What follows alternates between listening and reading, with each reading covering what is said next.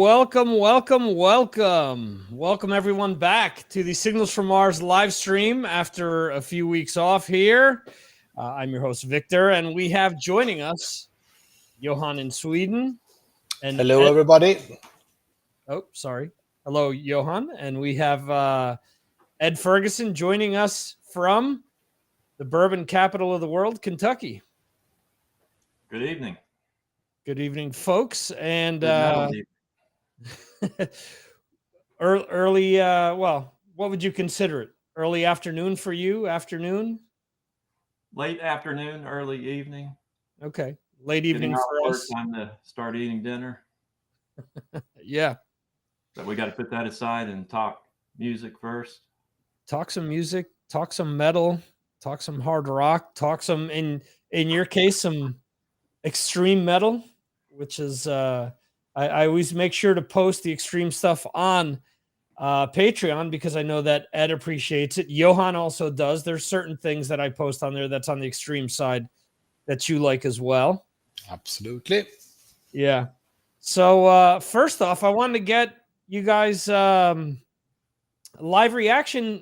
Did you guys get a chance to listen to the interview I posted earlier this week with the one and only Mark Strigl? Yes. Absolutely. Yes. Yes. What did you guys think? Were you happy to hear Mark was back? Do you, Ed? Do you follow him on Sirius at all? Are you not a Sirius subscriber? Yeah, I don't subscribe, so I don't hear that. I see him on his Facebook mostly. Right. I check in with him from time to time just to say hello, and he usually responds back and lets me know how he's doing, and sounded like he's pretty happy. Yeah. It's nice, anybody's going to be happier when they have some good work to do in their life. Absolutely. And especially when it's something that you enjoy doing. Yeah. He does. What he's doing right now, I used to dream of doing when I was a kid. Right. Yeah, playing with records all day long. Absolutely. So I'm happy for him. Cool. Johan, what did you think of the interview? Good to hear from Mark. He seemed happy. He was not the same Mark that we started perhaps listening to back in the day, but yeah, he seemed happy, and I have a lot to say about this interview, but I have hard to translate it in English. But he seemed happy, but not completely. But sure, absolutely. Okay. Yeah, I think that there's a lot that we talked about off air that he's working on. So I think Mark is similar to a lot of people, like I think the three of us here, where we're into music, we're into a lot of different things, and I think we're all kind of striving for something else and not just comfortable staying put. So I think that's what Mark's whole thing is, that he's happy with what he has, but he's also got other things that he's working on. That I mentioned this today during the Patreon episode that I released today, where what's next, if it comes off, will be huge. So I don't want to say more than that, but if what he has planned works out, I think everyone who has ever followed him in the past is currently following him now will be extremely happy. So I'll leave it at that. Jeremy, I want to welcome you to the show as well. How are you doing, sir? Yeah, hi. Can you hear me okay tonight? Can hear you perfectly fine. Look at that.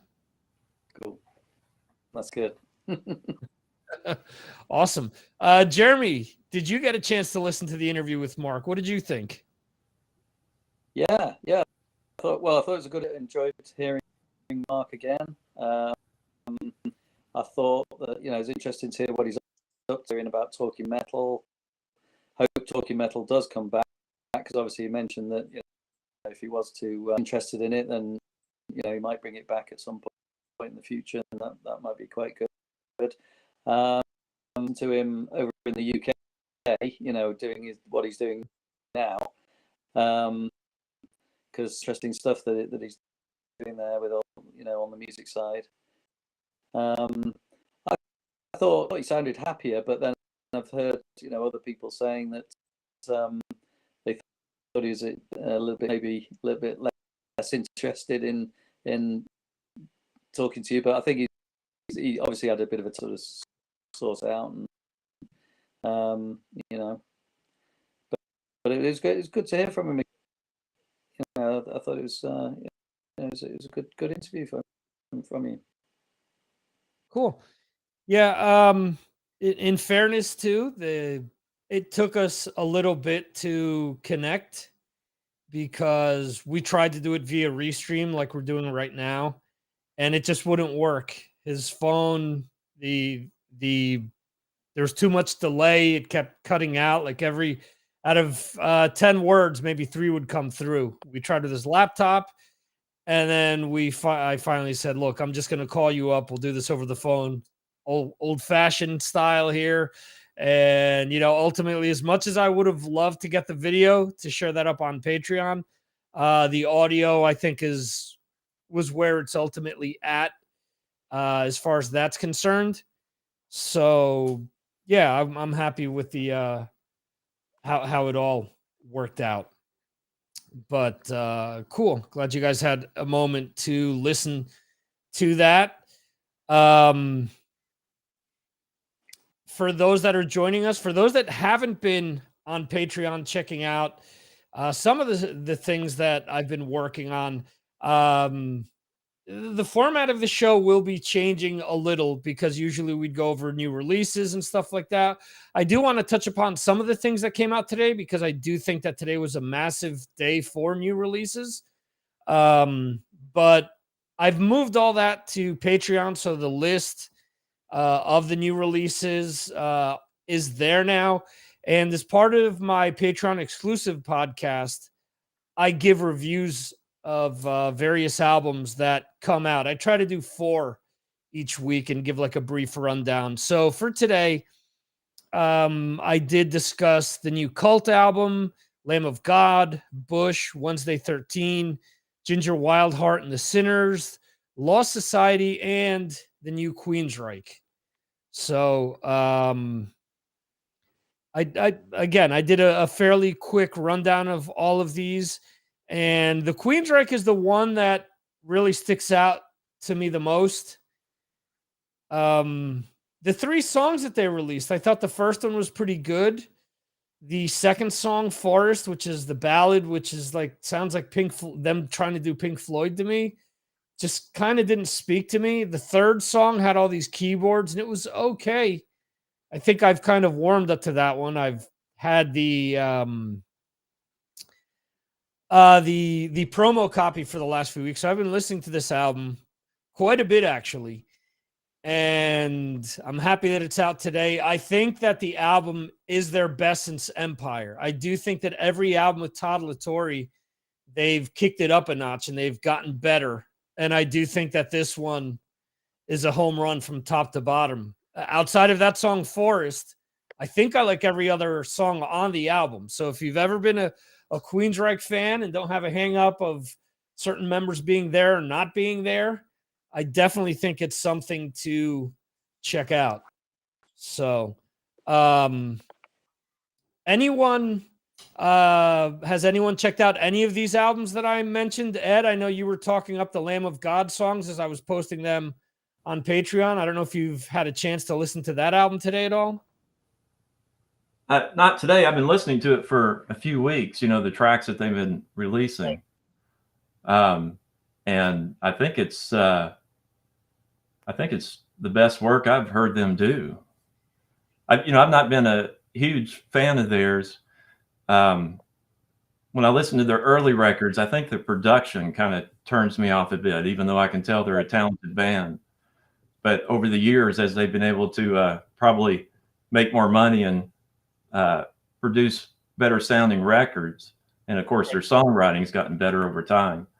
And I think it's all coming together for them on this record. It'll be a good jam this fall, I think. Yeah, I think that's a really fair assessment. And I've seen people post similar, saying that it's possibly their most cohesive album start to finish. And I don't disagree with that. I definitely think it's their best album since Wrath, probably, which is probably my favorite album by them. That's my understanding. Yeah. It's a similar deal. I think it's got the most amount of, and not to say that any of the albums are bad, it's just that really has like 5-6 songs that really stand out to me.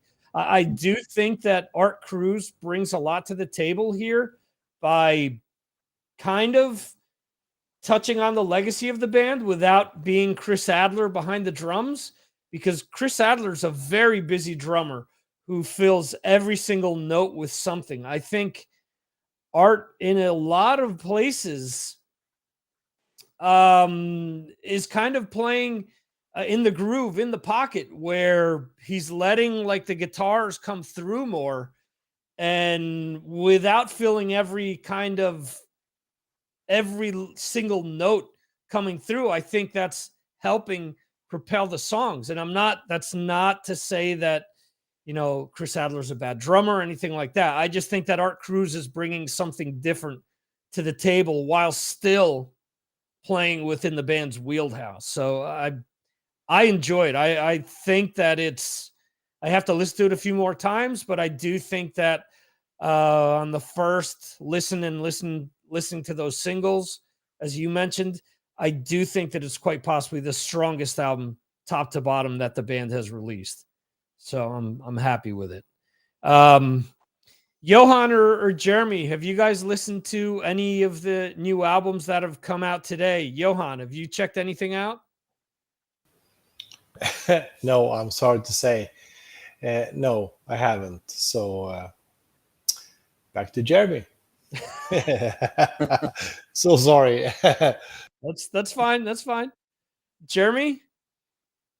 Checked out the Queensryche, and I've checked out the Cult album, of course. I thought it was a really good album. I think it's gone back to the early days.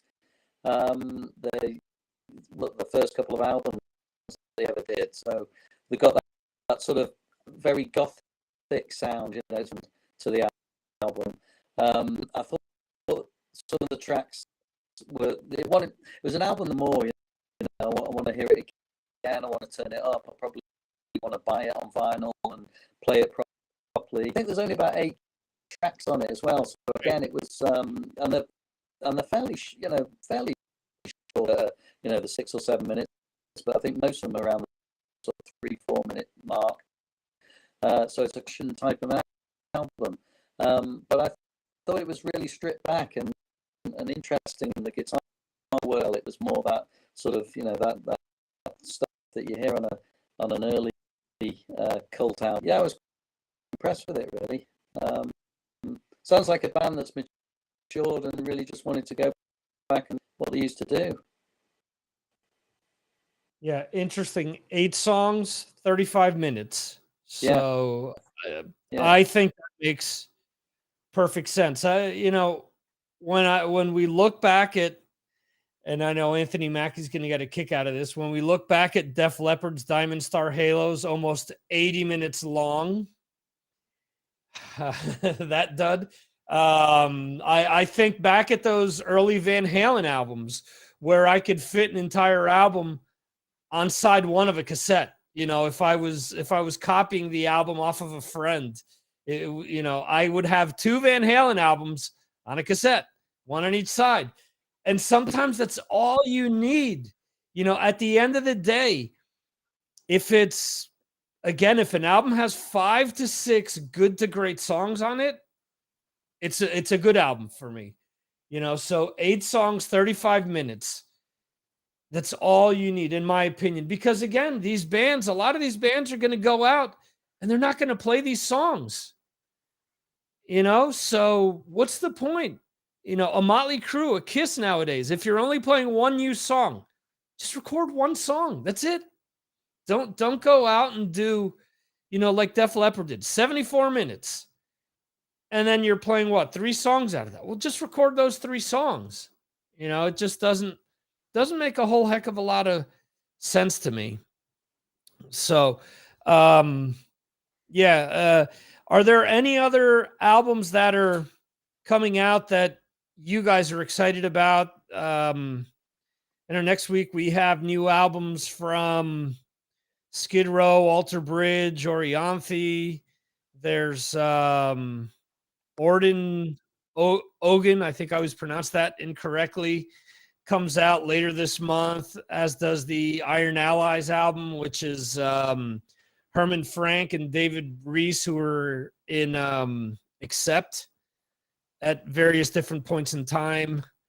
New Devin Townsend, Dimmu Borgir also comes out later on this month. Therion. Anything stand out to you guys out of what I've mentioned, or anything else that you guys know that's coming out that you guys are excited about? Jeremy, anything that piques your interest? Yeah, definitely the Skid Row album, because you on that last week in a British rock magazine. They gave it 9 out of 10. Oh, wow. And from what we've cited by it as well. So I just think it's going to be a good old-fashioned, old-school type album. So listening to that one. Yeah, I will say that album was definitely recorded with the first 2 albums in mind. Right. So if you're a fan of the first 2 albums, I would say it's for you.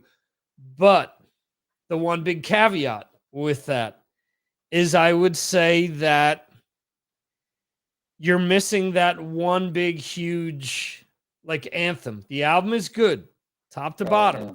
but there's no, what put those albums over the top? Youth Gone Wild, the song Slave to the Grind, even the ballads, things like that. There's a lot of stuff that that got those albums on radio or on MTV or things like that. And they're good albums. They're really good albums. They're great albums to a lot of people. And I think that if you enjoyed those first 2 albums, that you'll enjoy this new album as well. Real quickly here, want to say hello to Bill Elam, who checked in a few minutes ago. And yeah, it is not checking. It does not show up. It has you listed as Facebook user. So I'm glad that you clarified that for us. Johan, anything that's coming out shortly that you're excited about? Yeah, you said Therion. Mm-hmm. It could be heaven or hell with Therion. Okay. Fantastic group. I love and I hate them, but they can make excellent music, and they can make bad, I guess, music. But yeah, Therion, very exciting group, or what do you call it? It's not a group, but it's a project. Yeah. Yeah. But I like them. For most part, I like them. So that's the group I am looking forward to hear something new. Yeah. And Therion, don't they tie into Celtic Frost somehow? Oh, I wouldn't know, Victor. Celtic Frost. I only heard the album back in the day. I heard one album that had one song that was very scary, and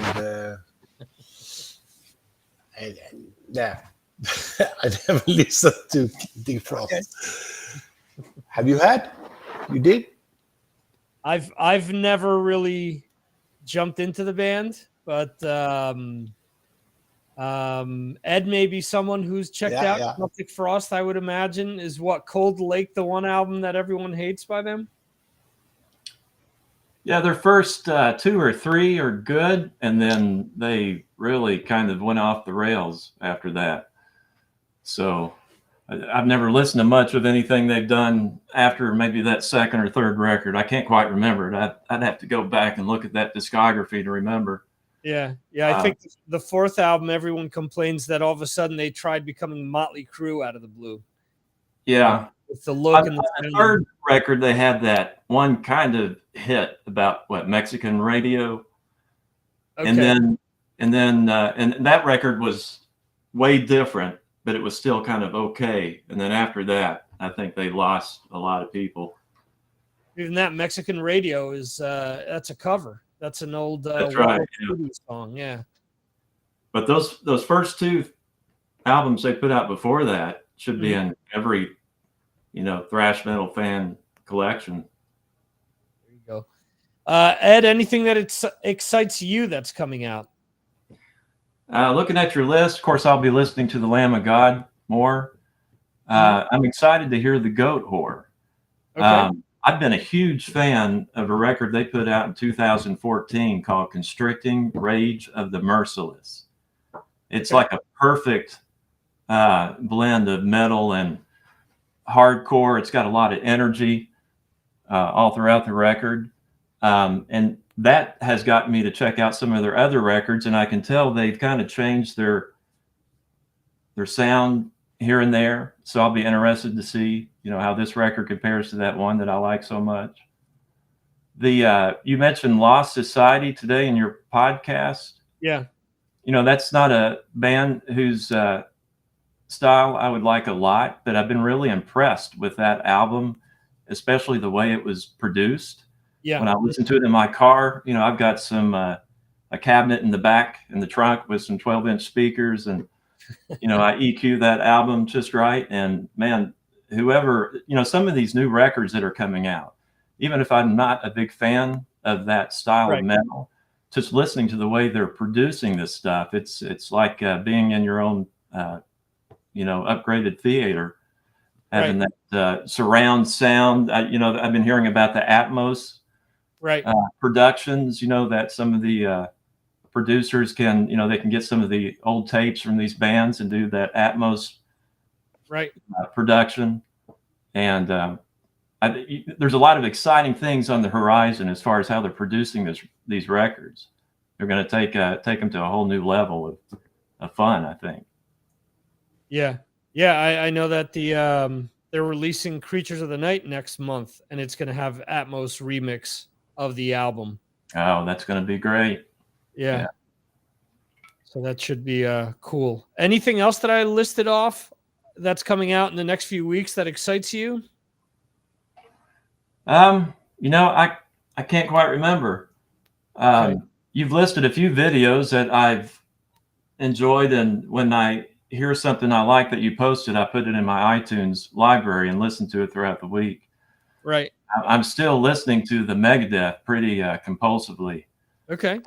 That's a record that I'm having the urge to play over and over again, which is nice when that happens. I haven't felt like that about an album since 2018. So it's nice to have another record that every 2 or 3 days I feel like I have to play it again. Right. It's always fun. I'm still listening. Now you're cutting out, Jeremy. Oh. You said now you're still listening, and then it cut out. Now you're still listening to the Megadeth, I'm assuming is what you're saying? Yes. I really like it. It's really good album. Okay. So what do you guys think of Dave Mustaine mentioning about a week or two ago that he still wants to get together and record something with James Hetfield? His words were to the extent of, the world wants this. And I'm wondering if the world wants this more than Dave Mustaine in his own mind wants it, because it just seems to me like he's off his rocker. And I'm thinking, what do they record with Dave? Is it Lulu Part 2? Is it do they call it Moo Moo instead of Lulu? Do they have him redo Memory Remains and Dave does Marianne Faithfull's part instead of much like that Megadeth did what was the song? Tout le monde, they did it twice with Christina Scabia the second time. Do they redo Memory Remains with could you imagine Dave Mustaine handling Marianne Faithfull's parts? But anyway, that's out of me being a jerk with that. What do you guys think? Does the world really want a Dave Mustaine, James Hetfield collaboration? Johan, what do you think? I think yes. Why not? What's in there to lose?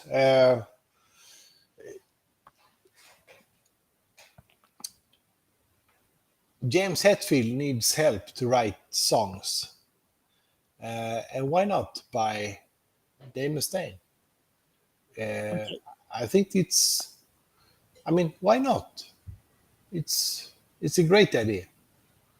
Okay. What hurt does it make? Do it, please. Why not? So you would say that the last few Metallica albums lack something that perhaps Dave Mustaine could help fill and help make better? Yeah. Yes. Don't you think? Personally, I would take Death Magnetic over anything Megadeth has released since United Abominations. Just my opinion. Yeah. But two people getting together, something can happen.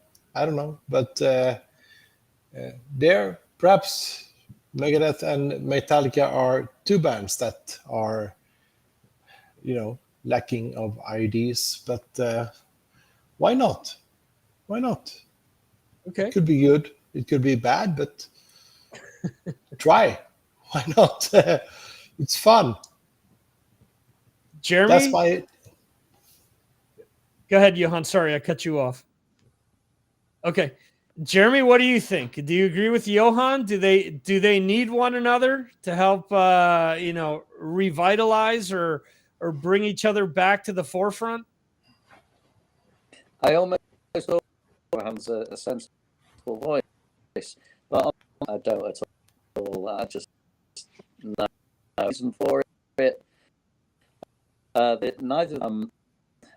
I can see what Johan's saying, that we could just get to hear something, but it's all going to end up in a fight on the floor, and who's going to that bit and and it's going to get very bloody, and it's going to it's all going to end into.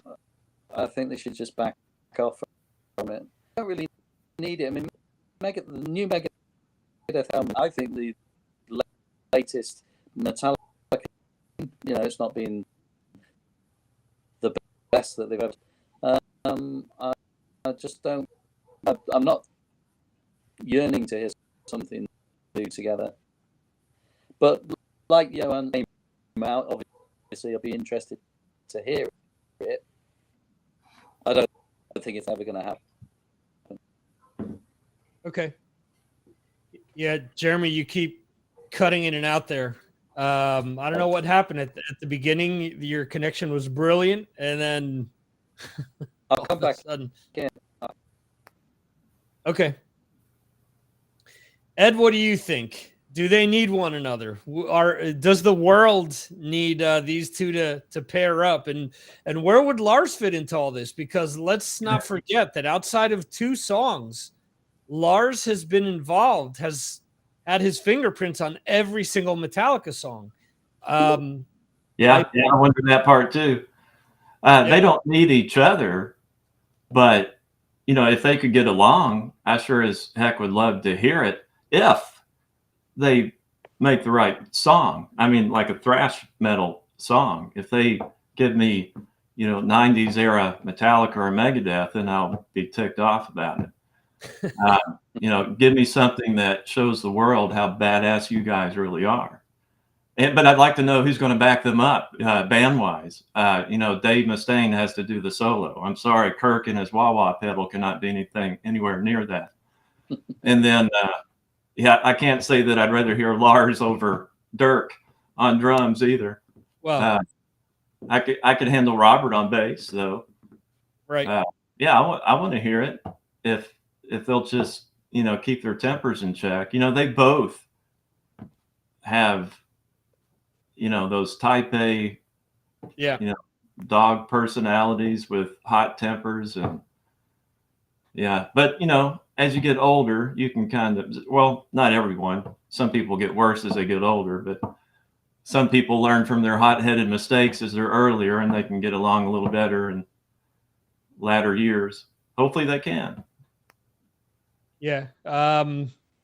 Just a quick hello here to Jose, who's flying out to Chicago and is listening to us at 30,000 feet. Thanks for joining us, and hope that this hour helps your flight go by quicker. But so interesting point there. You started putting together a band. So it just happened right now. It just happened right now. So let's run with that. So if we're putting a band together, and let's do the usual rhetoric. If we're putting a band together with those two, and we're taking components from members that are currently in the Big Four, who do you have on drums? You mentioned Dirk, excuse me. Dirk, yeah. Would Dirk be your choice, or would you go with Paul Bostoff or Charlie Benante as the drummer for that unit? Not Paul. His style wouldn't fit what I imagine hearing from Dave. Either Dirk or Charlie, but I'm really loving listening to Dirk, especially on this new record. He's one of the reasons I love this new record so much.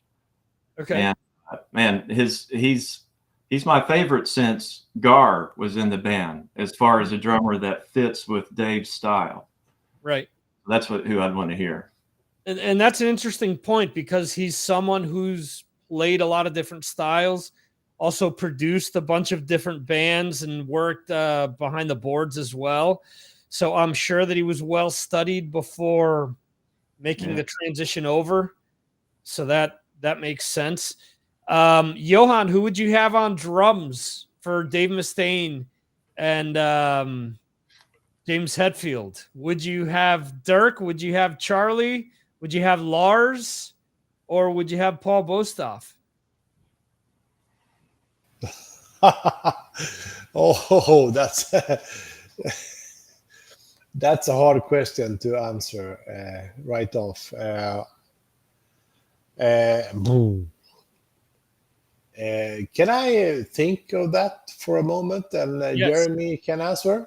Yes. Jeremy has an answer.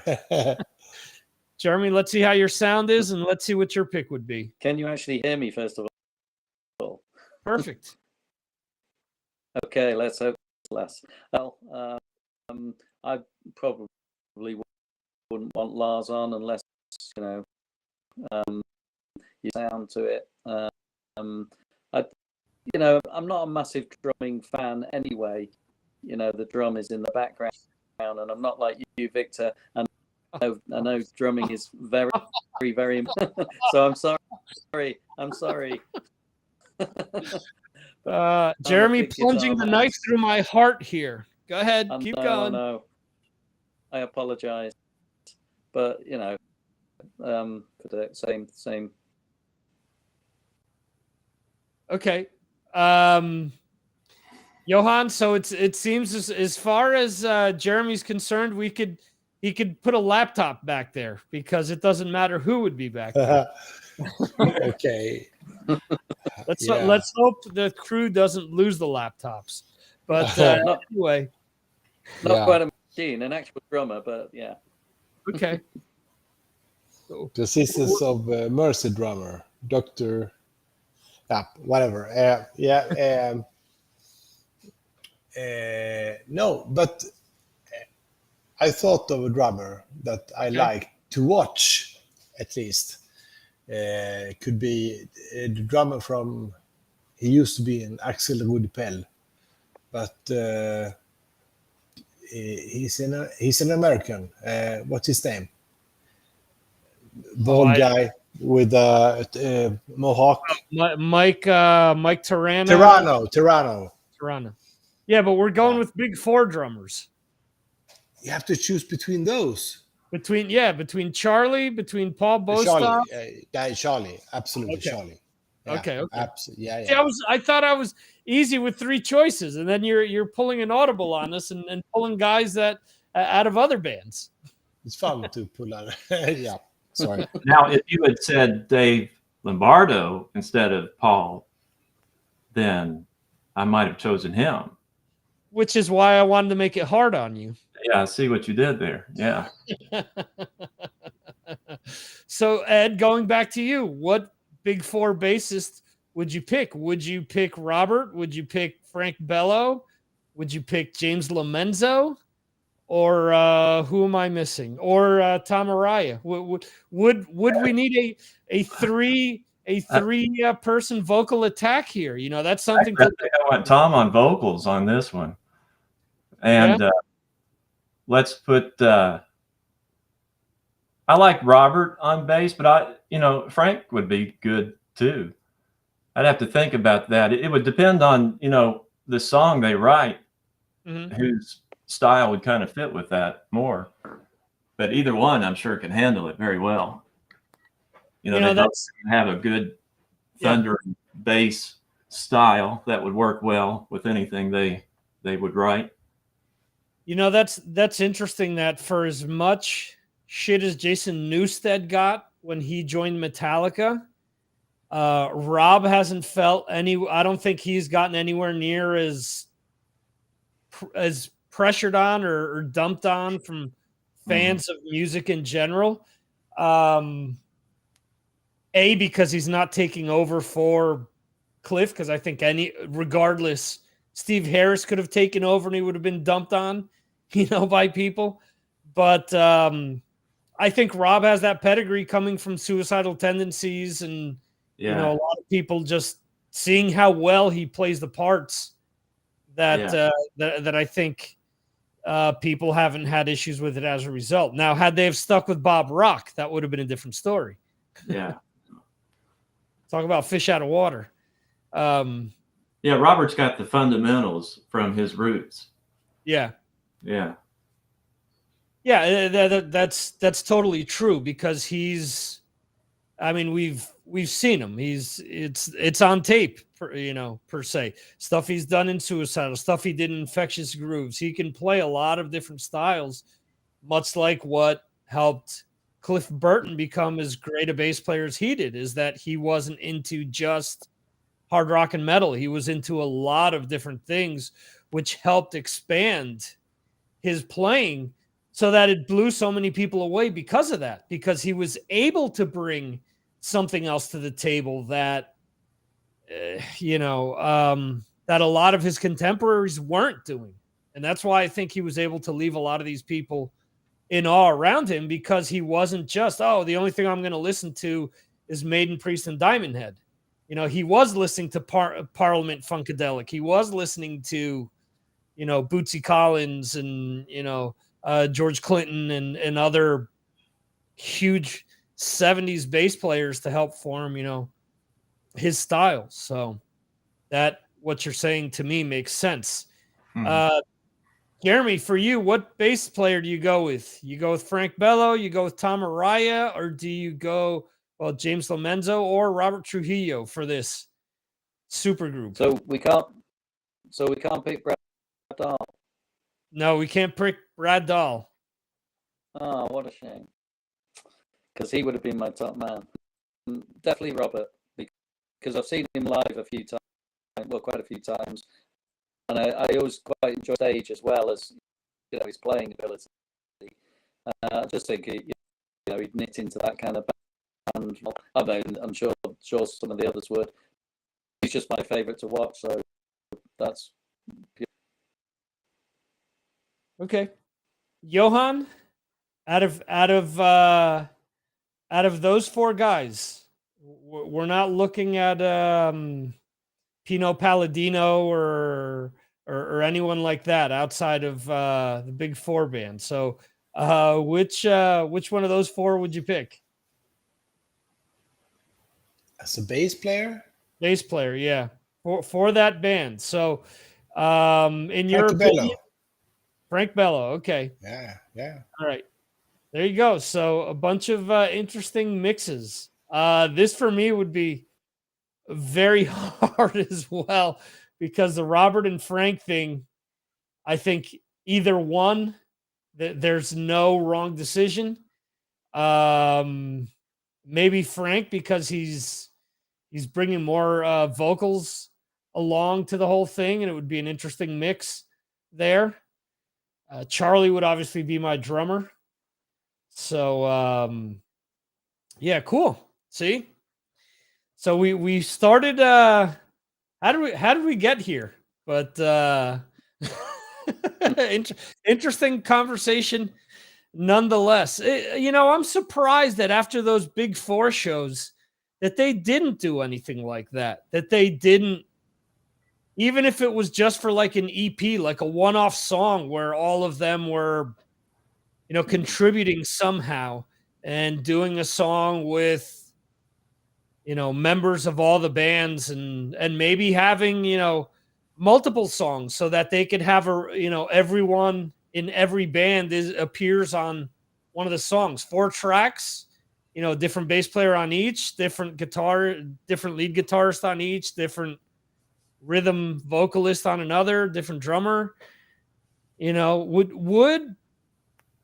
Would fans of thrash metal have bought into that, or do you think that that's too much of a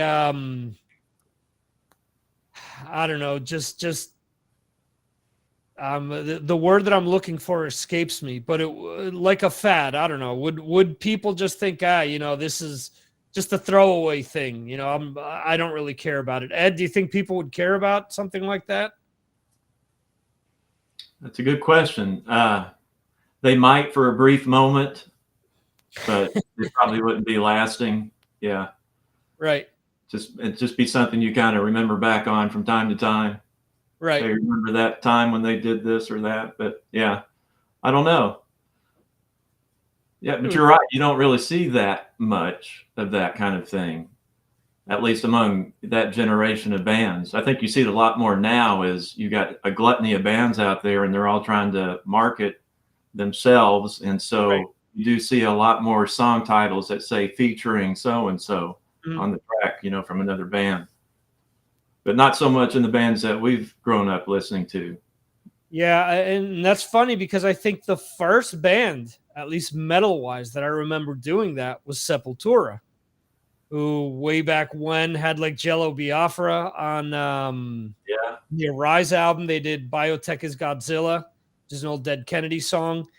And I think they were probably the first band, at least the first that I remember, to do something like that, without obviously counting Stars, where Dio tried to do the metal, We Are the World type thing. But really, I think you're right, where they're having, when the 90s came about, I think people were more open to it, but maybe because other genres of music were doing that. You look at hip hop and rap.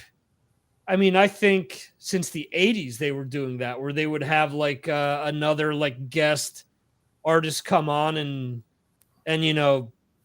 just rap a few lines away in a track, and there you go, featuring, as you said, featuring LL Cool J or featuring whoever. I think metal took a little bit longer to kind of adapt. And yeah, I mean, outside of Metallica's really only done it with what, Marianne Faithfull? Well, and I guess on the Garage Inc., they did Tuesdays Gone with like 8 different people, but that was because the original Skinner track was kind of like that as well. So it kind of made sense. Johan, do you think if a hypothetical band like that would get together, would people care, or would it only be a novelty? There's the word I was looking for. Would it be something that people would listen to once and say, okay, that's cool, but I'm going to get back to listening to, the usual stuff that I listen to?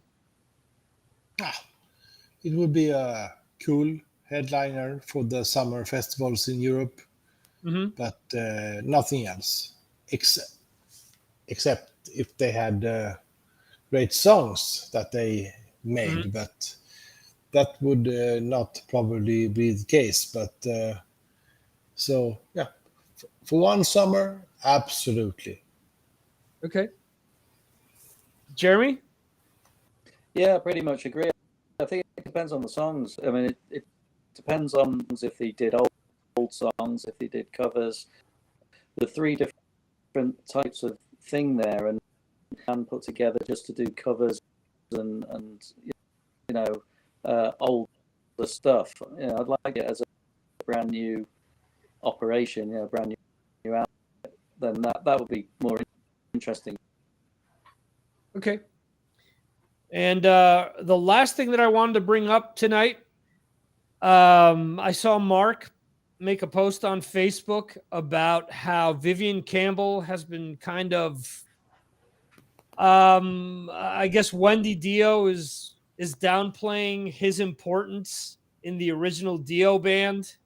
And I guess the documentary wasn't flattering towards him, and neither has his has the Dio book either. We talked about a few weeks ago about the importance of Holy Diver when it came to 1983. And I mentioned this on that post, that to me, those first two Dio albums are head and shoulders above everything else that he did in his catalog. I mean, those to me are up there with what he did in Sabbath and some of the stronger Rainbow stuff. Without those two albums, I don't think that we hold Dio in the same esteem as we would have had he have just dropped off with, Mob Rules, let's say. So as much as I bitch about Def Leppard, as much as I bitch about Vivian Campbell, I personally think that they're really not being fair to him and to fans in general to try to rewrite history and try to make it out that he wasn't as important in that original band as some of the other people. I mean, again, yes, Ronnie's very important, but Jimmy Bain had a lot to do with that songwriting. Vinny Appice had a lot to do. Sorry, Jeremy, with the drummer. Vinny Appice, his playing had a lot to do with the feel on a lot of those songs. And Vivian, being the guitar gunslinger that he was back in the day, made sure that those Dio albums competed with the Ozzy albums, competed with the Van Halen albums, competed with, any other band that had a hot shot lead guitarist. I think that Vivian, at that point in time, you could walk into, a room and start talking about important guitarists or your favorite guitarists, and Vivian would come up. If you had 20 people and we're going by the bands of that era, I think that out of 20 people, more than one of those people would bring Vivian up as being one of the more important guitarists to that point in time. So Johan is shaking yes. Do you think that it's fair that that now they're trying to make it as if Vivian wasn't as important to that original band and to those original few albums? If I can understand you correctly, I mean, Dio was a lot bigger here than Van Halen was. Right. So, I mean, Vivian Campbell is it's for me, and I think for people in my age and musical interest, I don't think anyone has any doubts about his. It's so hard, but he's so important. Right. He's one of the best. Absolutely. Vivian Campbell is. I don't see the doubt here. Did they have a doubt about him? Yeah. You said- The whole thing that's coming out is that Wendy Dio is downplaying how important he was in the beginning. Yeah. I And think his tone in the first two albums are that's why did we say that? It's a shame. It's Right. Yeah.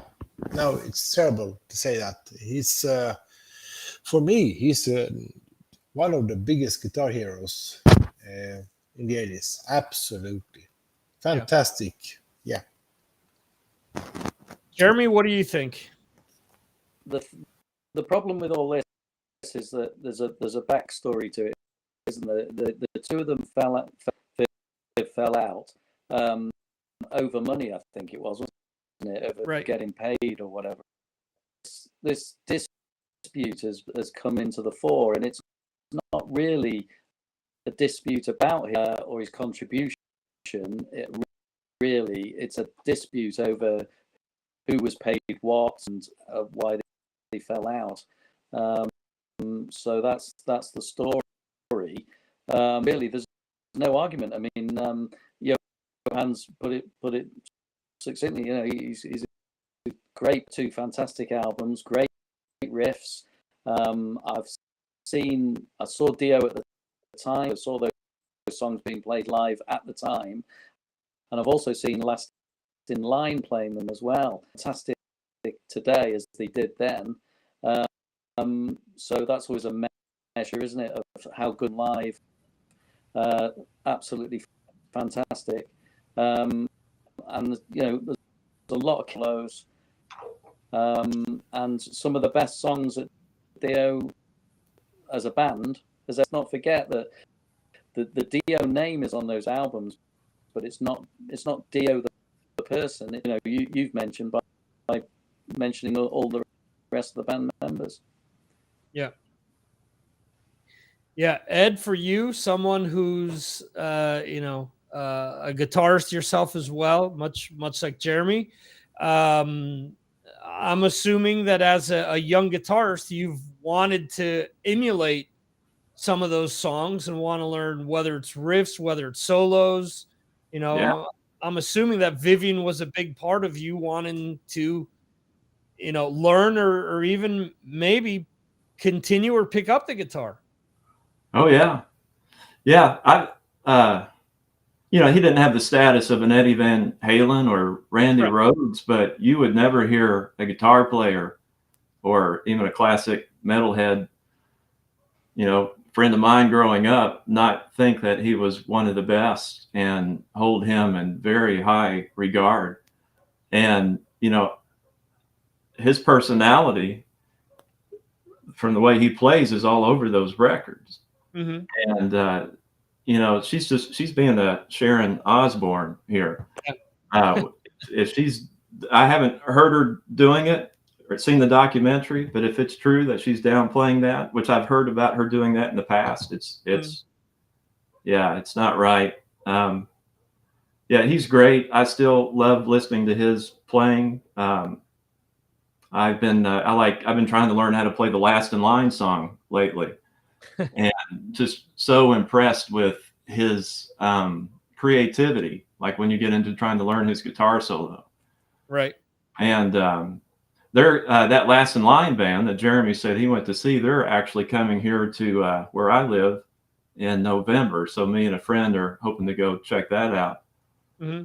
And I'm mainly going to see Vivian. I'm going to go watch him play. Yeah, it's unfortunate that Jimmy Bain isn't around anymore, because again, I think that first Last in Line album is so much better than the second one, because Jimmy had, if nothing else outside of his bass playing, he was just a great composer.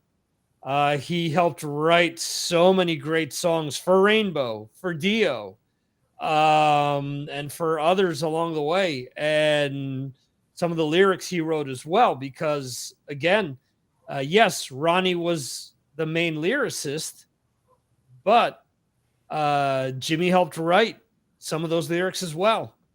So sometimes you just need that guy to add a little salt and pepper to that recipe, to just take that recipe to the next level. It isn't always just about, that piece of meat. It also has to do with how you season it. So I'm trying to get some food references in there for Johan. But yeah, it's a shame. And to me, look, I love the stuff he did in Sabbath. I love those first two albums. Vivian played on the third one, which I don't think is as strong as the first two. The album, I'm not a fan of Craig Goldie's work in the with Dio. It's just kind of boring to me. No disrespect to him, because he seems like a nice guy. Every interview that I've heard. The stuff with Tracy G, I really like as well. It seems as if when he left Sabbath, he always came back to the Dio band with heavier music.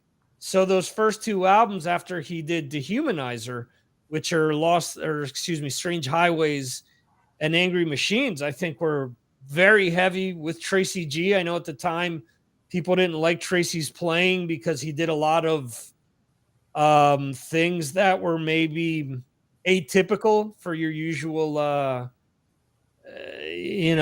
guitar hero. The album with Doug Aldridge, I think, is cool too. Killing the Dragon, excuse me. But again, I mean, I heard on Decibel Geek a few weeks ago where they asked, who would put out a better catalog, whether it was Dio or Ozzy.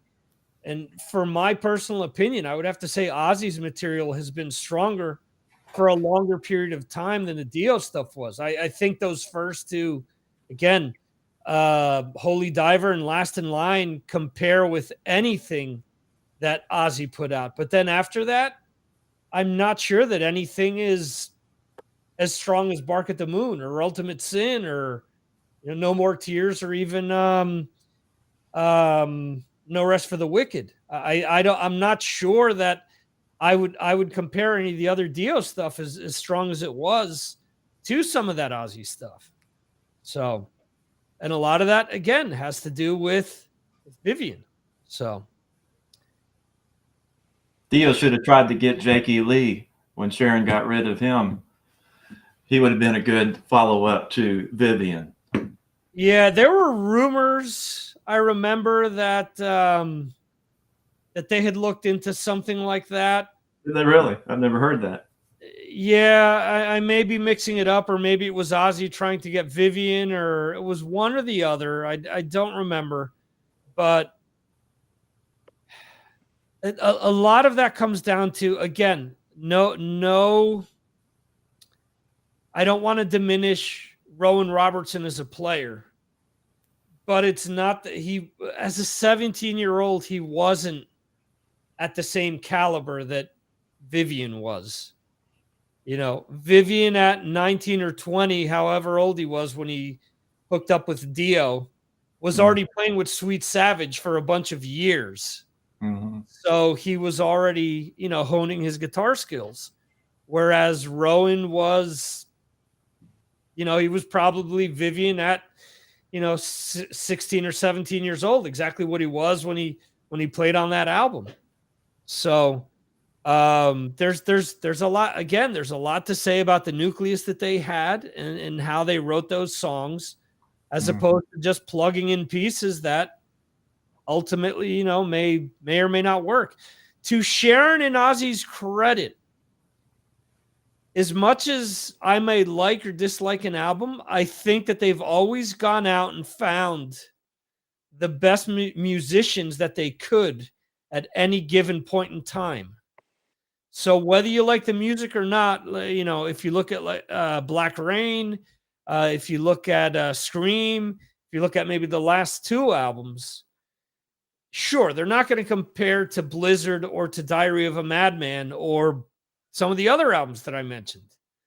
But it isn't as if it isn't like David Lee Roth, who all of a sudden decided that he was bringing in a guy that he used to jam with back in high school to record an album, which is what he did for Your Filthy Little Mouth. And it's, okay, Steve Vai, Jason Becker, no name. It's one of these things where, yeah, you kind of have like a bar that you've set. And unfortunately, yeah, I get it. The novelty, again, we're going with a 17-year-old with a Rowan Robertson, but he didn't have the chops at that time. Rowan's a ridiculous player, but at that time, I don't think, it was the right fit personally. The album isn't bad, but I think once you got the Strange Highways, you got a Tracy G who had been playing in LA for the longest time, played on that World War III debut album. And it's a different ballgame because he's writing with someone who was a big-time guitarist or a bigger guitarist anyway. I don't know. This conversation could go on for hours and hours. But anyway, I do want to wrap things up now. Jeremy, any parting words? Not much. No, I wanted to cover and said everything I want to say. So, yeah, that's it. I'm going to listen to some music over the weekend. Cool. Awesome. Johan, any parting words? Well, good to see you all again. Fun to speak again at midnight about hard rock and metal. So it's, all over the world, from USA to Spain to UK. So yeah, thank you for being here. Awesome. Thank you for joining us, Ed. And I do have to say that Ed is responsible for me purchasing my second ever copy of the Trick or Treat soundtrack. Oh yeah, that's what I've been studying. Yeah, isn't released, or actually, it was released I think a week ago. So I'm testing the waters to see if ordering something from Ireland, which is technically the EU, if there's going to be any problems with customs. We'll see. But you're getting the orange vinyl. Orange vinyl, yeah. Yeah, I got mine in last week, so I'm already spinning that album. Every time the leaves start to change, I get the urge to play that record. And there's several albums this time of year that I've got to put in a playlist, that just fit this time of year. So good to see you guys, and play your music over the weekend, and we'll catch you next week. Absolutely. And Ed just coming up with all types of ideas for us to talk about moving forward. So there you go. He ends the show with a topic to talk about at a date to be determined. So I want to thank you guys for joining me, Johan, Jeremy, and Ed. I want to thank Jose and Bill Elam, who are in the chat. I want to thank anyone who watched this live or anyone who's watching or listening to the replay. The Signals from Mars live show and podcast are back.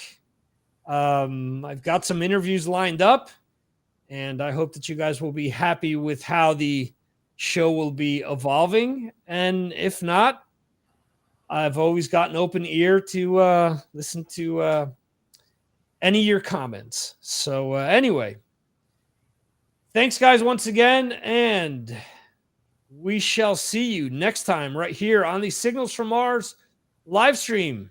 See you, folks. Whoa, can't get the horns in there. There we go.